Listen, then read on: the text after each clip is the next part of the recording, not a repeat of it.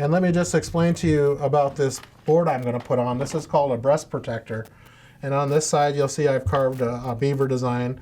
And the reason I did that was because I figured eventually I'm going to carve all the way through this, and I wanted to just hang it on the wall and use it and retire it. So I put a beaver crest on one side. But you slip it over your neck like this, and it becomes your workstation. And when you carve towards, you have a lot more strength and control than when you push away.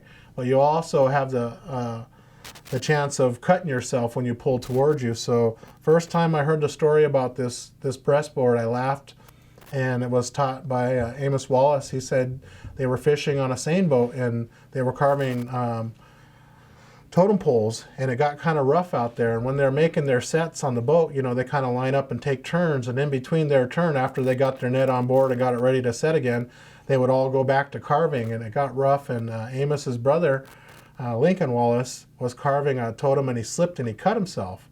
But he really wanted to finish that totem by the time they got back in from fishing so he could sell it.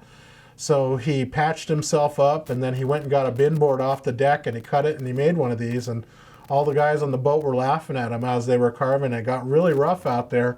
And along that trip, a couple more of them cut themselves. And by the end of the trip, they all had breastboards on. And it wasn't until I was carving a hook and I slipped and cut myself, and I remembered that story from high school. So I made myself one, and I've been using it ever since. So that's the story of this board here.